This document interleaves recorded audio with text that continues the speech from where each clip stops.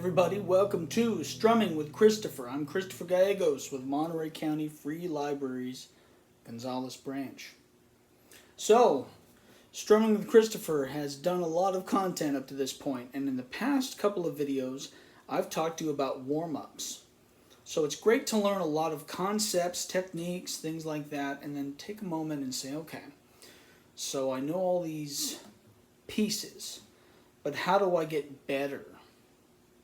So my approach has always been, once you've learned a bunch of techniques, stop and think about what are my weak links. And the majority of guitar players, when they start out, they want to learn a bunch of left hand fancy things up here, and they don't focus enough on the right hand. Now I know I've said this in past videos, but the right hand, in my opinion, is the most important. It's kind of your timekeeper. It just has a lot of... It's the underappreciated hand in guitar playing. And that's it on the left-hander, so I'm not even supposed to be able to play guitar normally, but I can, quote-unquote normally, right? There's left-hand guitars, and the majority of us play with left hand up here, right hand down here. So assuming that's your case, focus on the right hand. So although we have some good warm-ups for left hand and right hand as far as picking, I want to talk about finger style or finger picking.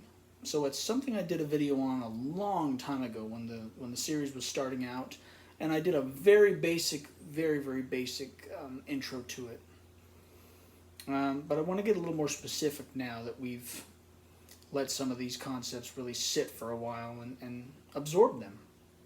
So why is learning this style of playing, finger style, important? Well, it's one of the only styles where both hands are kind of in touch with the strings.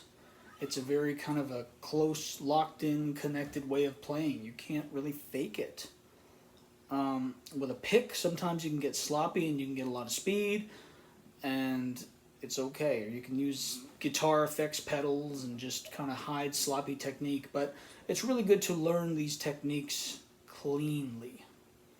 Okay, so we've learned about arpeggios, and when I talked about arpeggios, which means you're playing the notes of a chord one by one instead of all at the same time, I talked about them in a way where they looked a little bit more like scales. But what if you want to take some simple chords even and play the notes one after the other, and you don't want to use a pick?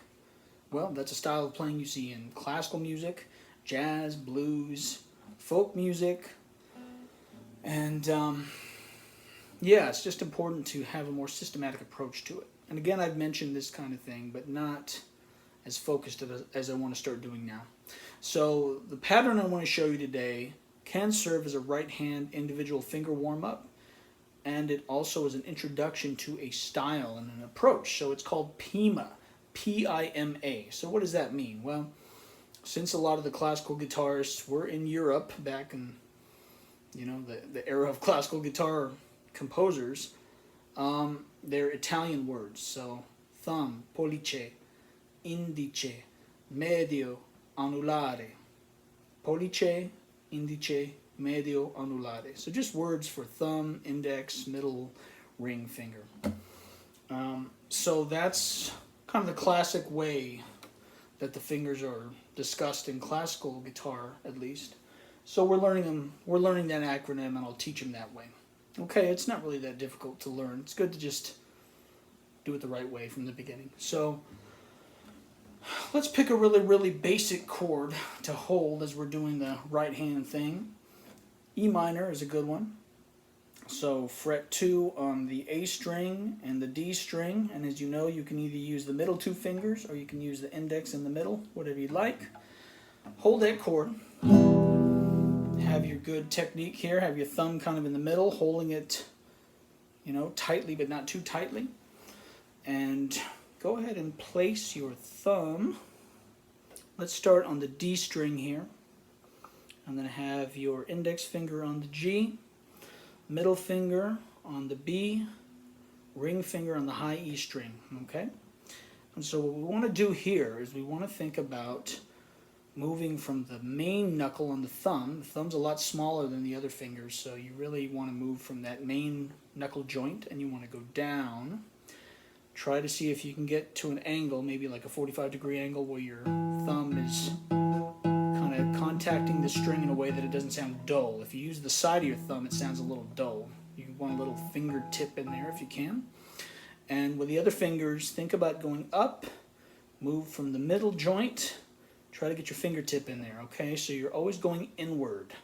You're always going in towards your palm, using your kind of your gripping muscles and not your extensor muscles, okay? So just really calmly think about your thumb going down, the others going up, and start with these 4 strings very slowly, holding that E minor chord. So it would sound like this. And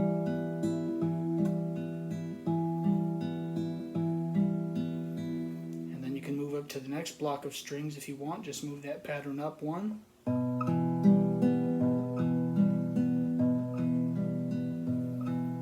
To the final top 4.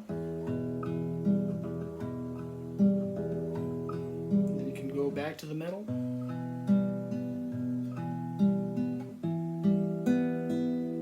Okay, so if you were changing chords as you were doing that, it would sound a lot more interesting. Yeah.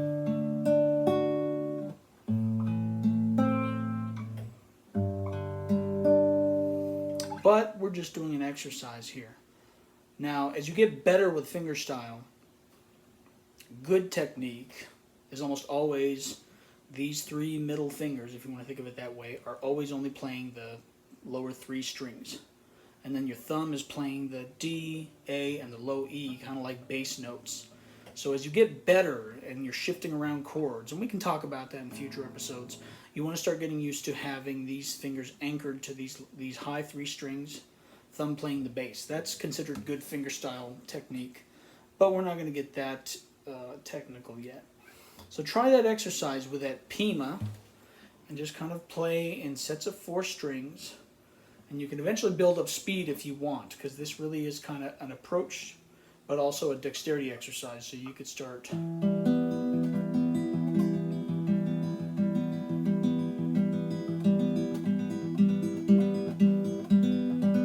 know, and that's how you get better. So, introduction to Pima. Remember, P-I-M-A. And main knuckle, middle knuckle.